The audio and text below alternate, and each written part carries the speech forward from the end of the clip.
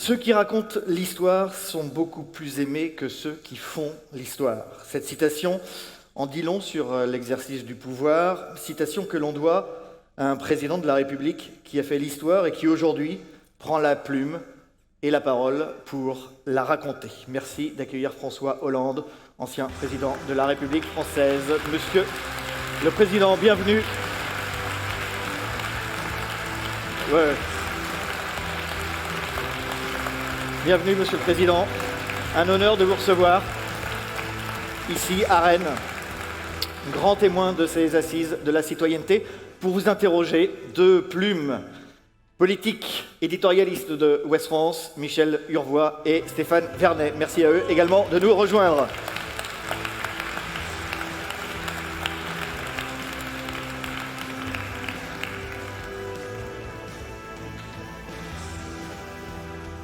Alors, je précise le cadre de cette interview. Une demi-heure, 35 minutes d'interview avec les deux journalistes, et puis ensuite on vous donnera la parole. Je vous demanderai juste une chose, si vous souhaitez interroger le Président de la République, des réponses, des questions courtes, parce que je pense que vous serez nombreux à vouloir prendre la parole. Donc des questions, sujet, verbe, complément, avec un petit point d'interrogation à la fin. Voilà. Bonne interview, bienvenue, une fois de plus, Monsieur le Président. Monsieur le Président, vous avez même le droit de vous asseoir si vous le souhaitez. Monsieur le Président, bonjour. Bonjour, je vais donc m'asseoir sur un strapontin.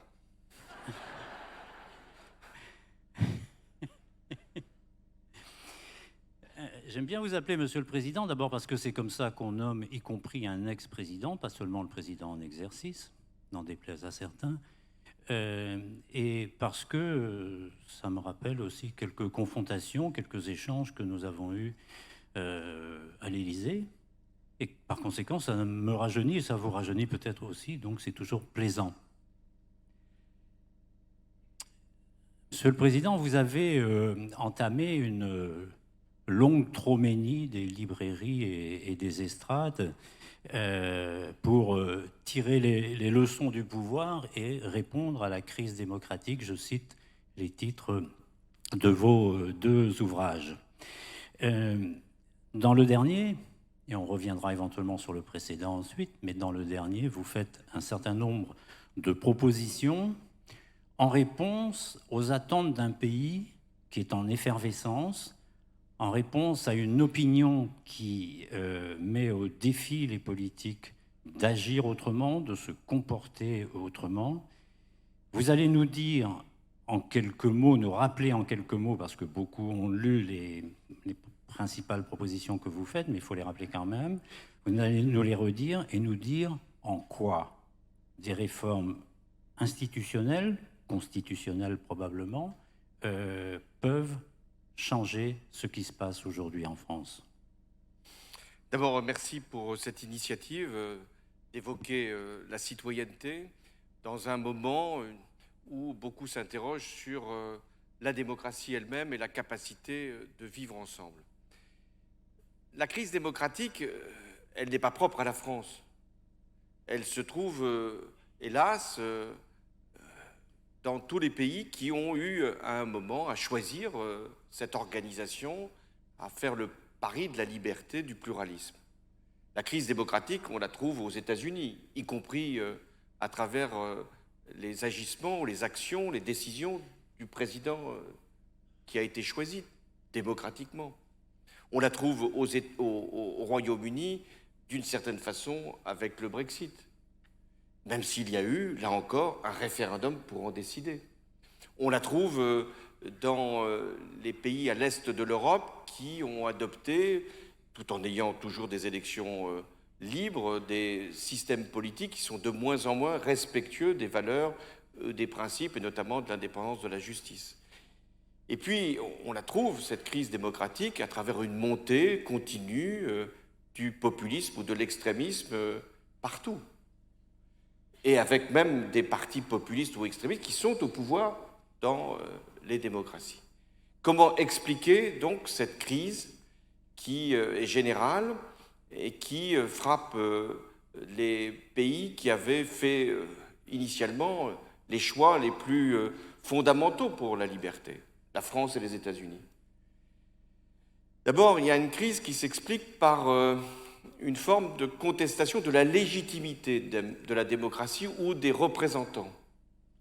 Le vote n'est plus considéré comme le seul instrument de participation. D'un certain point de vue, ça pourrait être regardé comme un progrès, mais au-delà des demandes pour avoir des consultations, des référendums ou des tirages au sort de citoyens, il y a l'idée que le vote ne donne plus la force pour celui ou celle qui en a été l'élu de diriger ou d'agir ou de faire des réformes.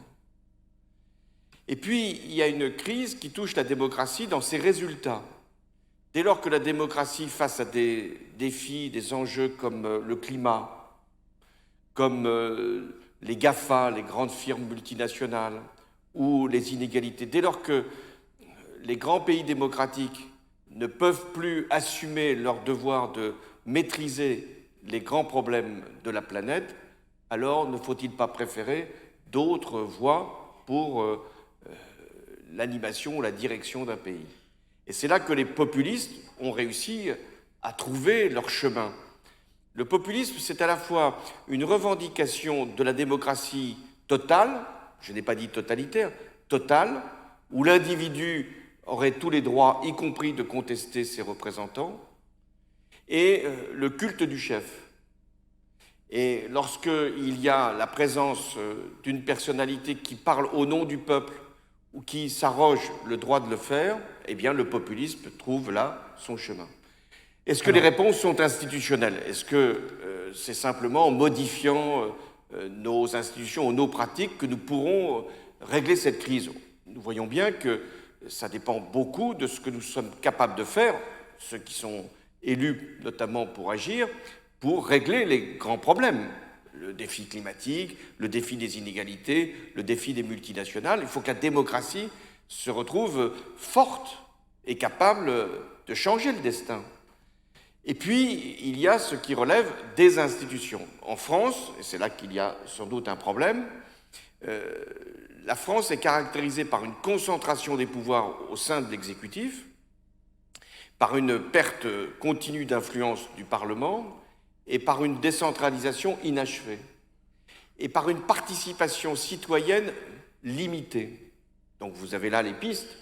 Il faut revenir à un partage du pouvoir qui soit plus équilibré entre le président et le Parlement. Et c'est pour ça que je vais jusqu'au bout de la logique d'un régime présidentiel qui, contrairement aux idées reçues, donne du pouvoir au Parlement. Prenons l'exemple de ce qui se passe aux États-Unis. Pour limiter les excès du président Trump, c'est le Congrès qui peut, même dans les sujets régaliens, même sur les questions internationales, limiter les pouvoirs du président. Je rappelle que vous proposez la suppression du poste de Premier ministre.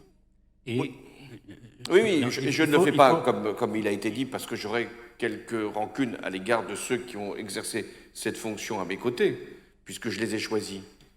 Mais parce que, expérience faite, et au-delà de la qualité des personnes, expérience faite, il y a une forme d'incompréhension maintenant du citoyen par rapport à cette diarchie au sein de l'exécutif. Mais en même temps, un Premier ministre a une fonction de protection à l'égard d'un président. Est-ce que supprimer cette fonction-là, c'est pas vous exposer vous-même et être en crise politique quasi permanente? Depuis l'introduction du quinquennat, ce n'est plus le Premier ministre qui protège le président, c'est le président qui protège le Premier ministre. Donc ça a changé. Deuxièmement, comment comprendre que lorsque le président s'engage pour 5 ans, obtient un mandat du peuple français, il délègue une partie de ses responsabilités à un Premier ministre? Prenons même l'exemple sur plus d'actualité, les retraites. Chacun sait que c'est le président Macron qui a voulu, qui a présenté d'ailleurs dans sa campagne ce sujet, et ce n'est pas le Premier ministre qui peut certes intervenir et obtenir des compromis ou faire des concessions, mais au dernier moment, c'est le président. C'est forcément le président. Et d'ailleurs, j'ai pu moi-même en faire l'expérience. Chaque fois qu'il y a un problème qui a été posé durant mon mandat, les Français ne se tournaient pas vers le ministre, vers le Premier ministre, ils se tournaient vers le président. Et si le président dit « mais vous savez, je n'ai pas été informé de cette mesure que vous critiquez », les Français se posent la question. si le président n'est même pas informé de ce qui se passe, à quoi sert-il? Et s'il fait l'aveu que finalement il ne partage pas la position de son Premier ministre, c'est une crise. Donc voilà, je pense qu'il faut aller jusqu'au bout de la clarification, y compris pour protéger le président. Monsieur le Président, vous ne proposez pas que la suppression du poste de Premier ministre, vous proposez également de passer du quinquennat à un mandat de 6 ans, comme les maires, dites-vous, et de renforcer les pouvoirs du Parlement, ce que vous avez évoqué, en provoquant des élections législatives tous les 4 ans, un autre rythme en décalé. Est-ce que vous pouvez nous expliquer pourquoi? Oui, sur le mandat du président, je pense que c'était trop long, 7 ans. Et c'est pourquoi il y a eu cette réforme. C'était Jacques Chirac et Lionel Jospin, dans la période de cohabitation, qui en avaient pris l'initiative, et c'est allé vers le quinquennat. J'avais soutenu cette proposition, et ça avait le mérite de revenir vers les Français pour qu'ils puissent choisir le principal dirigeant régulièrement et plus souvent. Mais on a vu les excès, c'est-à-dire une période assez courte, et deuxièmement, une concentration encore plus grande du pouvoir, dès lors que les élections législatives suivent l'élection présidentielle, c'est ce qu'on a appelé l'inversion du calendrier, et généralement les Français, avec des participations de plus en plus faibles, renvoient ou envoient une majorité conforme à l'orientation du président. Pourquoi je propose 6 ans? Parce que, non pas là aussi, parce que si j'avais eu 6 ans, c'eût été mieux, et peut-être avec une autre fin. Ça, ce sont les mauvais esprits qui disent ça, qui prétendent que ma politique aurait donné de très bons résultats la 6e année, ce qui d'ailleurs est vrai, mais c'est pas le problème. Mais je propose 6 ans parce que j'ai été maire, j'ai été président d'un département, et je salue aujourd'hui celui qu'il est ici, mais comme maire et comme président d'un département, j'avais 6 ans. Et en 6 ans, ce qu'on décide les premières années, on voit le résultat à la fin.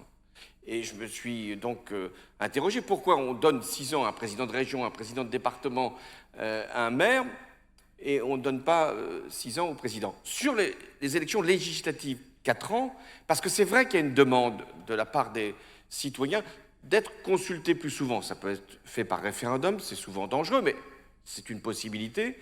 Et je pense que revenir devant les électeurs tous les 4 ans, c'est mieux. On me dit, est-ce qu'il ne va pas y avoir le risque de cohabitation? Oui. La cohabitation, c'était un Premier ministre de gauche ou de droite face à un président d'une autre sensibilité politique. Là, ça ne sera plus le cas puisqu'il n'y aura plus de Premier ministre. Donc le président sera obligé de travailler avec une assemblée, pas toujours conforme à ses orientations, et c'est ce qui se passe aux États-Unis, pour trouver des compromis, y compris sur le plan budgétaire, ce qui rehaussera considérablement la place du Parlement et donnera aux citoyens le sentiment que les élections législatives servent véritablement à modifier le cours des choses. Enfin, je pense que la décentralisation, et j'en porte une part de responsabilité, n'a pas été portée jusqu'au bout. Certes, on a créé de grandes régions, certes, on a créé les métropoles et les intercommunalités, mais nous n'allons pas suffisamment loin dans les transferts. On va revenir sur cette question-là. Et ça crée, de la part des citoyens, une certaine frustration. On va revenir sur cette question-là, qui est en lien avec l'actualité et qui a une résonance encore plus forte, peut-être ici dans les régions de l'Ouest. Mais il y a quelque chose qui me trouble dans vos propositions, parce que elles sont présentées, ou vous les présentez, je ne sais pas, comme si elles allaient gommer tout ce qui n'allait pas dans le comportement des politiques ou dans le comportement du président que vous étiez. Ce n'est pas le changement des institutions qui va faire oublier un certain nombre d'erreurs, un certain nombre d'affaires, pas au sens financier, mais qui ont alimenté l'actualité, qui ont perturbé votre quinquennat. Changer passer du quinquennat au sextennat ne changerait rien de ce point de vue-là. Donc, est-ce que la responsabilité, elle n'est pas d'abord celle de celui qui est en poste dans ses pratiques, dans ses projets, dans sa manière de faire? Alors, je vais vous faire un aveu. La durée du mandat est sans conséquence sur la nature humaine. C'est-à-dire que vous soyez pour 5 ans, 6 ans, 7 ans, vous êtes forcément le même, mais vous n'intervenez pas dans le même cadre et dans le même contexte. Est-ce que sur un mandat plus long ou plus court, il n'y aurait plus d'affaires? Moi, j'ai connu effectivement des manquements graves, enfin un au moins, qui m'a conduit non pas à changer les institutions, mais à créer la haute autorité de la transparence, dont on voit aujourd'hui, depuis maintenant plusieurs années qu'elle est mise en place, combien elle dissuade un certain nombre de comportements, et elle punit d'autres, ou en tout cas informe la justice d'un certain nombre de dérives. Donc je crois que on ne peut pas demander aux institutions de changer la nature humaine, mais un certain nombre de règles permettent d'éviter des comportements qui, effectivement, font beaucoup de tort à la politique. Deuxièmement, la réforme des institutions est indifférente par rapport aux politiques qui sont suivies. Moi, je ne demande pas qu'on juge mon quinquennat en fonction des contraintes que j'aurais pu rencontrer de point de vue institutionnel. J'ai pris mes responsabilités, j'ai affronté des situations, des crises, et j'ai été protégé par les institutions. C'est aussi leur mérite quand même. Quand il arrive des attentats, quand il arrive des crises internationales, c'est bien que le président de la République puisse disposer d'un certain nombre de prérogatives et puisse prendre un certain nombre de responsabilités ou de décisions.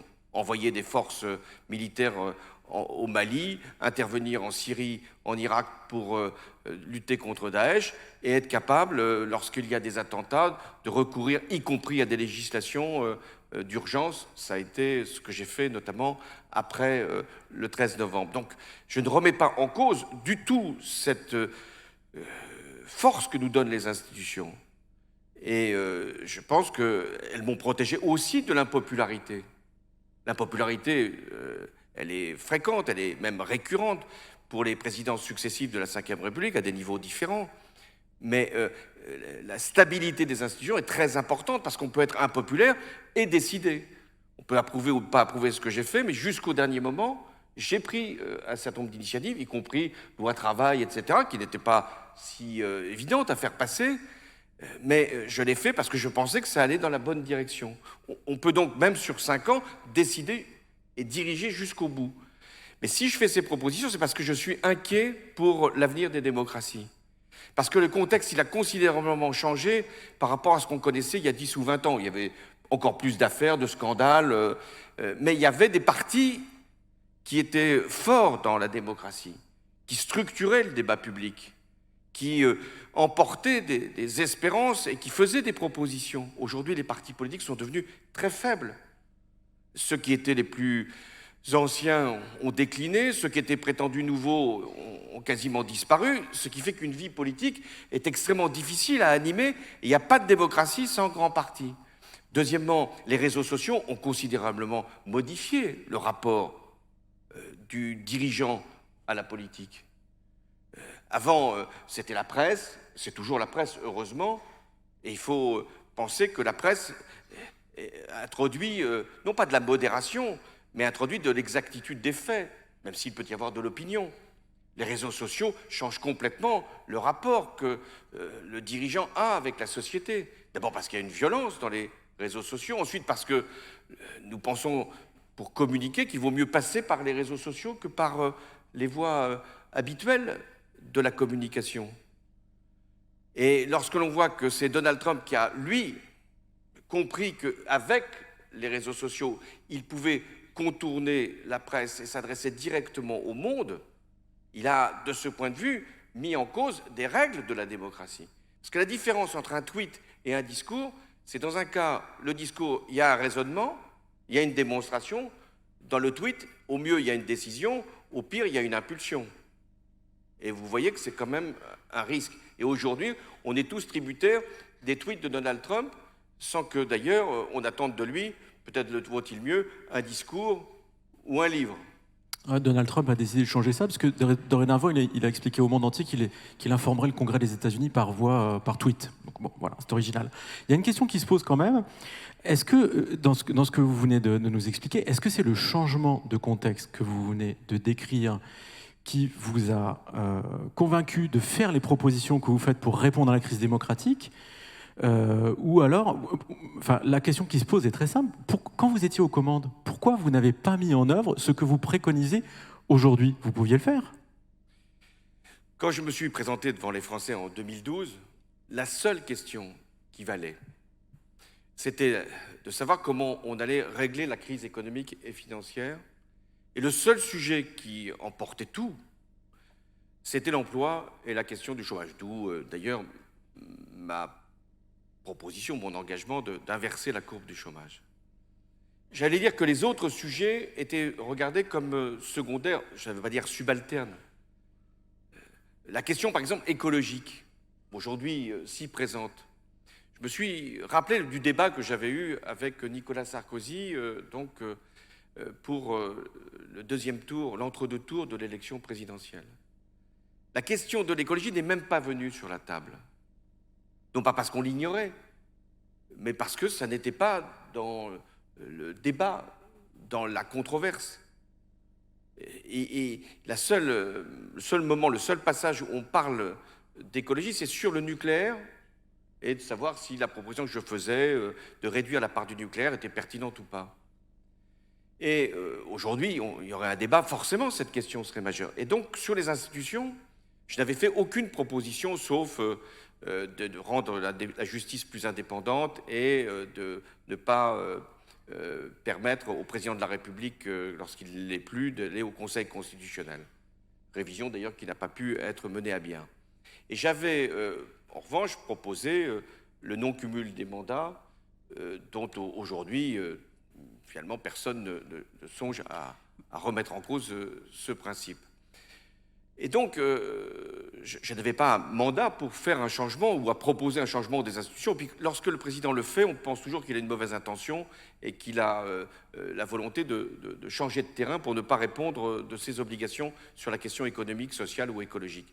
Mais aujourd'hui, que j'ai peut-être plus de temps pour réfléchir à ce que peut être la nouvelle Constitution française, je pense que c'est utile que les citoyens s'emparent. Et ce qui m'a d'ailleurs frappé lorsqu'il y a eu la crise des Gilets jaunes, qui reflétait quand même l'expression d'un manque de considération, d'une fracture territoriale, d'un oubli d'un certain nombre de nos compatriotes. Un jour, parce que je rencontrais des délégations, une personne me dit, voilà, nous proposons le référendum d'initiative populaire. C'était la première fois que j'entendais parler. Et je me suis dit, mais comment se fait-il que sur une contestation qui au départ part du prix des carburants, puis ensuite exprime le refus des inégalités de territoires ruraux oubliés, de services publics disparus, pourquoi on en vient à la question du référendum? Parce qu'il y a un besoin de participation, il y a un besoin de donner son mot, et c'est pour ça que la question institutionnelle n'est pas une question secondaire. Alors, vous avez évoqué tout à l'heure la réforme territoriale, inachevée, avez-vous dit. Vous avez fait voter 3 lois de décentralisation ou de déconcentration, je ne sais pas trop comment il faut dire. Et je voudrais avoir votre sentiment sur les résultats de ces réformes. Parce que j'ai l'impression, moi, aujourd'hui, qu'on a un État qui est toujours l'arbitre des grandes décisions, défense, sécurité, fiscalité, enseignement, etc., qu'on a des intercommunalités qui ont pris du pouvoir, et notamment les métropoles, et qu'à côté de cela, on a des échelons intermédiaires dont on ne sait plus très bien quelles sont leurs vraies compétences. On va voter pour des municipales dans 2 mois. Tous les débats que j'entends portent sur des questions qui ne relèvent pas de la commune ou de la ville, mais qui relèvent de l'intercommunalité ou de la métropole. Vous avez dit tout à l'heure, réforme inachevée. Qu'est-ce qu'il faut faire pour l'achever ? Achever au sens... Dans le bon sens positif. Premièrement, l'État doit transférer un certain nombre de compétences aux régions et aux métropoles. J'ai tenté de le faire, je l'ai fait d'ailleurs sur un certain nombre de sujets, notamment à l'occasion de la réforme qui a créé les 13 grandes régions, dont la Bretagne a été épargnée. Mais je l'ai fait avec une résistance... épargné, donc c'est pas sympa pour les autres. Hein. Non, mais la Bretagne ne le voulait pas, donc j'ai tenu compte Et si elle voulait changer des limites administratives, c'était très compliqué. Donc je ne me suis pas aventuré. Mais lorsqu'on a créé ces grandes régions, il fallait qu'il y ait des transferts de compétences. J'ai senti que les ministères, les administrations centrales étaient très réticentes, y compris même pour la gestion des fonds européens que j'ai laissés aux régions. parce que l'État ne veut pas se dessaisir d'un certain nombre, non pas de ses prérogatives en matière d'ordre public, de diplomatie, de défense, de fiscalité, c'est légitime que l'État joue son rôle de solidarité. Mais sur le reste, l'État essaye de garder son influence. Or, l'État est de plus en plus pauvre et ne maintient son influence que finalement par des mesures techniques ou par des tutelles qui ne veulent pas dire leur nom. Donc je pense qu'il faut aller beaucoup plus loin et utiliser ces collectivités maintenant devenues importantes, régions et intercommunautés, métropoles, pour leur permettre d'agir. Deuxièmement, on m'avait questionné à ce moment-là sur que faire des départements. Et j'avais eu cette expérience de président de conseil général, c'est pas pour ça que j'étais attaché au département, mais je considérais que dès lors qu'on avait créé 13 grandes régions, les départements retrouvaient une forme de proximité, de solidarité tout à fait précieuse. Mais là aussi, il faudra aller plus loin. Je pense que le département devrait être la grande collectivité sociale, c'est-à-dire celle qui va régler toutes les questions de solidarité, de proximité avec les citoyens. Est-ce qu'il faudra aller dans une forme de démocratisation des structures métropolitaines et d'intercommunauté? Oui, et vous avez parfaitement raison. À un moment, et sans doute ce n'est pas pour cette année, mais pour le prochain scrutin, il faudra élire le président ou la présidente de la métropole. De la même manière que dans les intercommunautés qui auront pris leurs assises, c'est assez légitime qu'on retrouve un débat politique autour de projets d'intercommunalité. Est-ce que ça va faire disparaître la commune? Non. Parce qu'il y a aussi une identité que chacun veut garder avec sa commune, de rattachement. Mais la commune va être de plus en plus sur les questions d'entretien, de voirie, d'utilisation de l'espace public, de culture. Mais il est légitime qu'à chaque niveau de responsabilité corresponde une élection. S'agissant des régions, à l'exception de la Bretagne, vous l'avez dit vous-même, vous avez fait des très grands territoires. Une des questions, c'est celle de la proximité entre le citoyen et l'élu. Est-ce que la Nouvelle-Aquitaine est une bonne dimension pour cette proximité-là? Et question secondaire, ou pas secondaire d'ailleurs, cette réforme avait été présentée aussi dans le but de faire un certain nombre d'économies. Or, dans une phase en tout cas intermédiaire, elle coûte. Quel bilan tirez-vous de cette réforme? Sur ce point de la dépense, quand on fusionne des établissements, il en est de même d'ailleurs pour des entreprises, dans un premier temps, il n'y a pas forcément d'économie, elles ne viennent qu'après. Mais j'ai regardé le rapport de la Cour des comptes. Là-dessus, non, c'est pas vrai. Il y a eu des régions qui ont fusionné et qui ont dépensé plus, d'autres qui ont fusionné et qui ont dépensé moins ou autant. Il y a des régions qui sont restées les mêmes et qui ont continué à dépenser davantage. Donc je pense que ce n'est pas la taille qui fait, c'est la volonté politique, qui est tout à fait respectable si on veut dépenser plus ou dépenser moins. C'est à l'électeur de se déterminer. Sur, ensuite, la question de la proximité. Moi, j'ai été longtemps élu de Corrèze, et c'était dans une région qui était la plus petite de France, le Limousin, 800 000 habitants. Et j'ai donc fait en sorte que le Limousin fusionne avec d'autres régions pour former la Nouvelle-Aquitaine. Mais quand j'étais élu de Corrèze, tout le monde se plaignait en disant « Limoges, c'est trop loin ». Pourtant, ce n'était qu'à 1 heure. On en veut toujours à la capitale. Ça vaut pour tous les territoires. On se détermine par rapport à la capitale. On a tort, parce que c'est souvent une métropole, une ville qui donne une impulsion, même s'il doit y avoir toujours cette proximité. Et maintenant, la Nouvelle-Aquitaine est la plus grande région de France, mais elle apporte des investissements pour des territoires ruraux que jamais dans les structures précédentes, il aurait été possible d'accorder. Après, est-ce que l'élu doit, lui, faire le travail de proximité? Oui, ça c'est son devoir. Mais il y a des collectivités de proximité. Le département reste la cellule qui va permettre justement cette solidarité. Donc arrêtons de dire qu'il faut que les élus soient proches, parce que même aujourd'hui, quand on élit les députés, on n'est pas sûr de les voir ensuite tenir des permanences, parce que leur rôle n'est pas forcément d'être aujourd'hui des élus de terrain. Le rôle, c'est de voter la loi. Et certains, d'ailleurs, le font en oubliant qu'il faut aussi aller voir les électeurs. Monsieur le Président, vous venez de nous dire, à tous les échelons, il faudrait aller plus loin, il faudrait aller plus loin, il faudrait aller plus loin. Est-ce que vous auriez pu aller plus loin? Est-ce que c'est un regret pour vous, ou est-ce que ça n'était pas possible? Il aurait fallu aller plus loin dans la durée. Voilà ce que vous je peux dire. Vous n'auriez pas pu aller plus loin dans la décentralisation, la transformation du pays quand vous étiez président?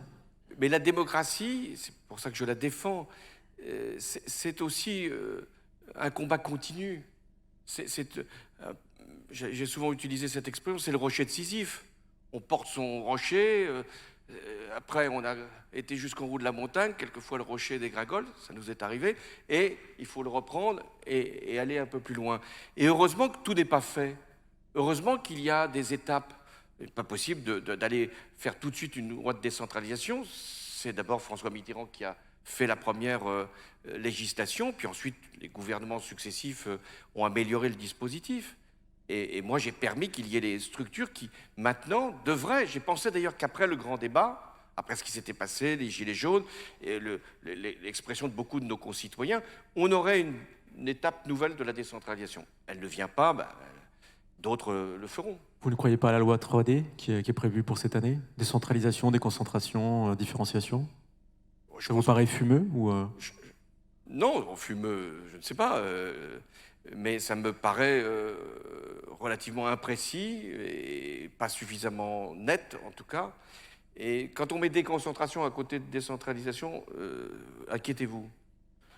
Parce que la déconcentration, c'est les moyens pour l'État. De contrôler. De contrôler. Donc, j'aurais préféré une nouvelle loi de décentralisation. Vous avez dit aussi que... Quand il y a un dé, il vaut mieux qu'il n'y en ait qu'un que trois. Vous avez dit aussi que le vote n'était pas le seul instrument. J'aurais aimé avoir votre sentiment ou votre opinion sur la Convention citoyenne pour le climat. Est-ce que ça, c'est une bonne idée ou c'est un gadget? Oui, c'est une bonne idée. C'est une bonne idée parce que c'est un sujet majeur, la question climatique adaptée à notre situation nationale. C'est un sujet qui intéresse tous les citoyens. C'est un sujet où on a besoin d'expertise, mais on a besoin aussi d'exigence, et donc de tirer au sort une assemblée, de la faire travailler et de recueillir ses propositions, en plus de ce que peuvent faire les parlementaires. Ça m'a paru une bonne approche. Mais après, certains disent on n'a qu'à généraliser le système. Finalement, pourquoi élire? On pourrait tirer au sort les citoyens. Et d'ailleurs, quand il y a eu l'organisation de cette convention citoyenne, on a été sur une échelle de 250 000 personnes pour en trouver 150. Dont Daniel Cohn-Bendit, qui a été tiré au hasard. Qui a été tiré au hasard. Décidément, lui, il arrive toujours à être là où on ne l'attend pas. Donc, mais ça prouvait d'ailleurs la valeur de l'exercice, puisque 250 000 personnes ont été sollicitées pour en trouver 150. Ensuite, les 150 sont choisis et on leur dit il faut venir travailler toutes les fins de semaine pendant plusieurs mois. Ces personnes disent nous avons un métier, nous avons un emploi. Donc, comment on va faire? Donc, faut être indemnisé. Donc, on a indemnisé ces personnes. Puis après, ces personnes disent nous sommes des citoyens, nous ne sommes pas qualifiés forcément sur tous les sujets, l'énergie, l'écologie, les grands travaux, comment savoir? Et donc, ils ont demandé à être formés. Et puis finalement, qu'est-ce qu'on invente? On invente la démocratie. C'est-à-dire choisir, avoir des personnes qui s'engagent, d'être capable d'être formés, d'être indemnisés. Et peut-être qu'il faut avoir justement cette expérience de tirage au sort pour mieux défendre encore le système représentatif. Ce n'est pas une honte d'être élu. Ce n'est pas un privilège d'exercer une fonction au nom des autres. Ce n'est pas une façon de s'approprier du pouvoir. C'est au contraire d'essayer de prendre ses responsabilités, de changer la vie de ses concitoyens. Ça mérite du respect, mais ça mérite aussi beaucoup d'exigences et pas de manquement. Là, on est davantage sur la méthode, mais sur le fond des décisions. Est-ce que vous n'avez pas l'impression d'en avoir pris un certain nombre qui pourrait être une des explications de la crise des Gilets jaunes ou de la crise du politique en général. Par exemple, la fiscalité, ou par exemple, la réduction des dotations à un certain nombre de collectivités qui pouvaient en avoir besoin. Alors sur la fiscalité... C'est un de vos ministres qui avait, le premier à La Rochelle, je m'en souviens, fait état de l'overdose fiscale. Sur la fiscalité, nous avons pris des mesures qui pouvaient concerner beaucoup de Français, enfin qui étaient concentrées sur les plus favorisés et qui manifestaient d'une autre façon que les Gilets jaunes. C'est-à-dire ils manifestaient pour plutôt aller dans des pays voisins pour placer leur argent. Je ne crois pas que ce soit la mesure que j'ai prise sur la fiscalité qui a généré les Gilets jaunes. Mais moi, j'ai le souvenir, et c'est pour ça que votre question est tout à fait fondamentale. Quand j'ai pris une mesure qui était héritée de mon prédécesseur, mais c'était une bonne direction, sur l'écotaxe. Vous vous souvenez de l'écotaxe ici en Bretagne? Donc, un petit peu. Un peu. C'était un système qui avait été mis au point par le gouvernement précédent et qui consistait à imposer une taxe sur les camions qui, c'est vrai, traversaient notre pays et qui dégradaient les routes.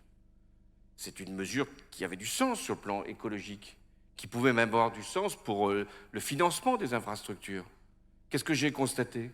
J'ai constaté qu'en Bretagne, et notamment dans le Finistère, au bout, la taxe était d'autant plus importante que le camion avait fait un long transport.